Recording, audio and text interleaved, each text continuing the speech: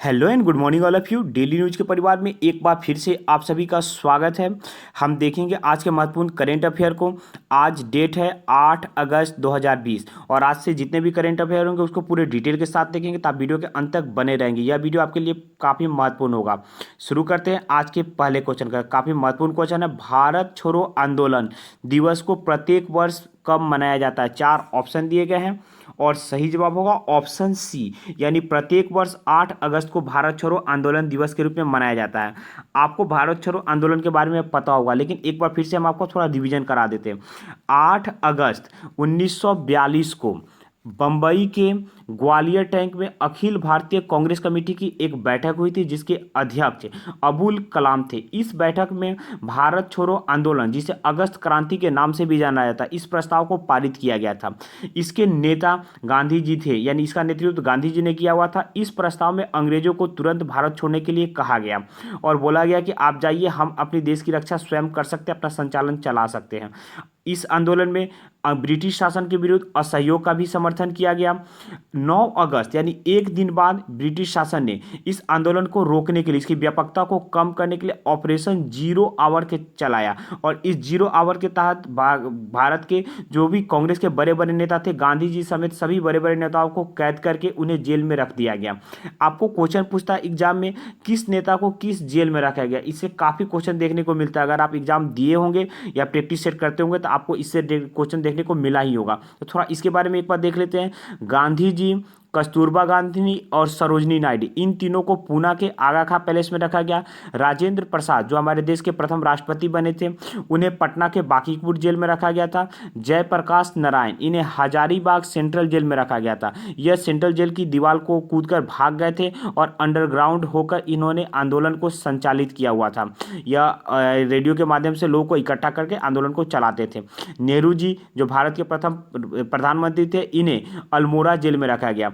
इस आंदोलन के दौरान यह जो आंदोलन चलाया गया, कांग्रेस ने इसकी स्वीकृति दी थी, तो इसके कारण अंग्रेजों ने कांग्रेस को गैर कानूनी संस्था के रूप में घोषित कर दिया, इसकी संपत्ति को जब्त कर ली और इसके नेता को जेल में डाल दिया।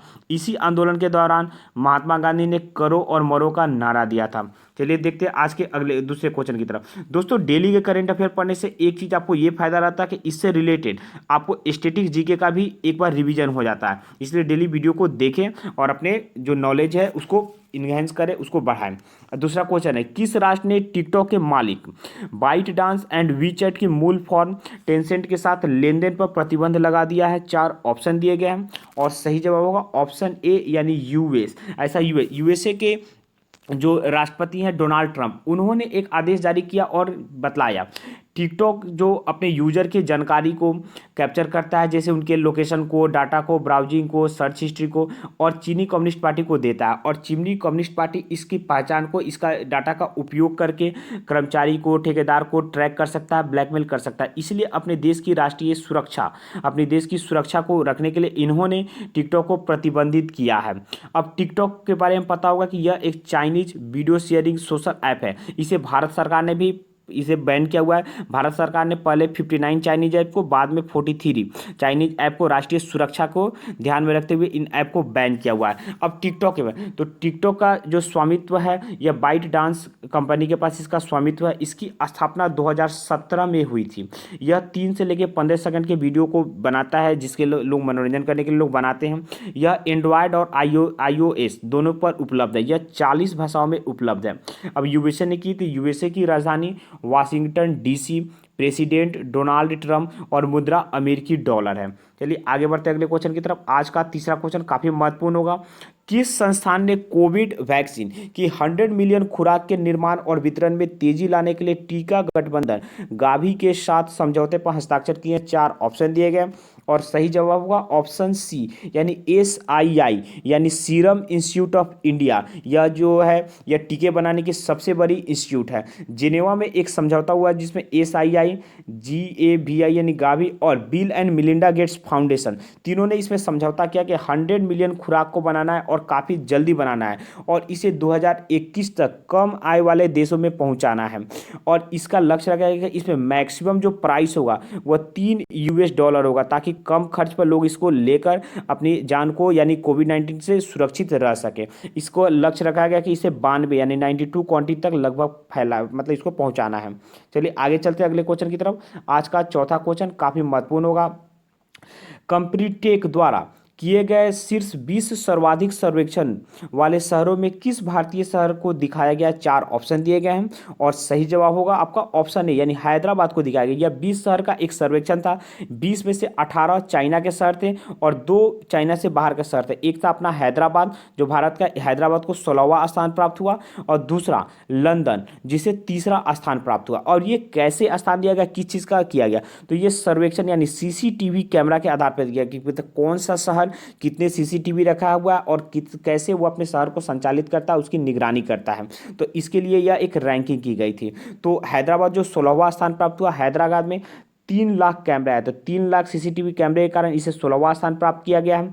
लंदन को तीसरा स्थान, और चाइना का एक शहर है ताइवान, इसे पहला रैंक प्राप्त हुआ क्योंकि इसके पास 4,62,255 यानी सबसे अधिक सीसीटीवी कैमरा इस शहर में थी इसके कारण। चलिए आगे चलते अगले क्वेश्चन की तरफ। आज का 5वां क्वेश्चन, 12 अगस्त 2020 को किस राज्य सरकार की YSR चियोता का शुभारंभ करेगी? 4 ऑप्शन दिए गए और सही जवाब होगा आपका बी, ऑप्शन बी इसका सही जवाब होगा, यानी आंध्र प्रदेश सरकार करेगी। कोविड-19 के दौरान रूरल इकोनॉमी को लाभ पहुंचाने के लिए, उसको बचाए रखने के लिए इसको लॉन्च किया जा रहा है। आंध्र प्रदेश की सरकार इसके लिए 4500 करोड़ रुपया आवंटित कर रही है। इस योजना के लाभार्थी को 18,750 रुपया प्रति वर्ष के हिसाब से 4 वर्ष तक उन्हें दिया जाएगा, यानी कुल 75,000 रुपया एक आदमी को दिया जाएगा कि वो अपने रोजगार को चला सके। अब आंध्र प्रदेश की, तो आपको पता होगा कि आंध्र प्रदेश भारत का एक राज्य है जिसकी 3 राजधानी है। एक राजधानी है विशाखापट्टनम, जो वहाँ की एग्जीक्यूटिव कैपिटल है, दूसरा है अमरावती जो लेजिस्लेटिव कैपिटल है, और कर्नूल जो वहाँ की जुडिशियरी कैपिटल है। इसके सीएम YS जगनमोहन रेड्डी और गवर्नर विश्वभूषण हरिचंद्रन है। चलिए आगे चलते हैं अगले क्वेश्चन की तरफ। आज का 6ठा क्वेश्चन, बिहार की किस योजना को G20 सम्मेलन में प्रस्तुत किया जाएगा? 4 ऑप्शन दिए गए हैं और सही जवाब होगा ऑप्शन सी, हर घर जल नल योजना की शुरुआत नीतीश कुमार ने की थी। इस योजना का लक्ष्य रखा गया था कि बिहार के हर परिवार को स्वच्छ जल पहुंचाया जाएगा, स्वच्छ जल मुहैया कराया जाएगा। 2021 में कुछ बाकी रह गया था, लगभग 1.5 करोड़ परिवार बाकी रह गए थे। इसके लिए भी सरकार ने 1832 करोड़ रुपया का आवंटन कर दिया हुआ था कि इसे जल्द से जल्द पहुंचाया जा सके। इस योजना को अब अंतर्राष्ट्रीय पहचान मिलेगी। G20 के सम्मेलन में भारत सरकार इस योजना को प्रस्तुत करेगी। इसके लिए बिहार सरकार ने इस योजना से रिलेटेड जो भी जानकारी थी वो भारत सरकार को प्रस्तुत कर दिया। अब भारत सरकार इसे G20 में प्रस्तुत करेगा।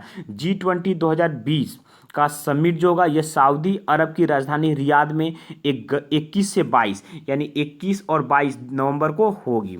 चलिए आगे चलते हैं अगले क्वेश्चन की तरफ। आज का हमारा 7वां क्वेश्चन काफ़ी महत्वपूर्ण होने वाला है। 5G तकनीकी के बारे में अध्ययन करने के लिए IIS बेंगलुरु में रोबोटिक्स प्रयोगशाला स्थापित करने के लिए कौन सी प्रौद्योगिकी कंपनी का सेटअप किया जाएगा? 4 ऑप्शन दिए गए हैं और आपका सही जवाब हो जाएगा ऑप्शन बी यानी नोकिया। आपको पता होगा नोकिया एक मोबाइल बनाने वाली कंपनी है। नोकिया का मोबाइल आप देखते होंगे मार्केट में, इसने इसके लिए कैसे सेटअप किया जा रहा है। अब IIS का मतलब क्या होता है? IIS का फुल फॉर्म होता है इंडियन इंस्टीट्यूट ऑफ साइंस। अब नोकिया की स्थापना कब हुई थी? तो 1865 में इसकी स्थापना हुई थी और इसका हेडक्वार्टर जो है यह फिनलैंड के इस्पू में है। चलिए आगे चलते हैं। आज का 8वां क्वेश्चन काफ़ी महत्वपूर्ण होगा।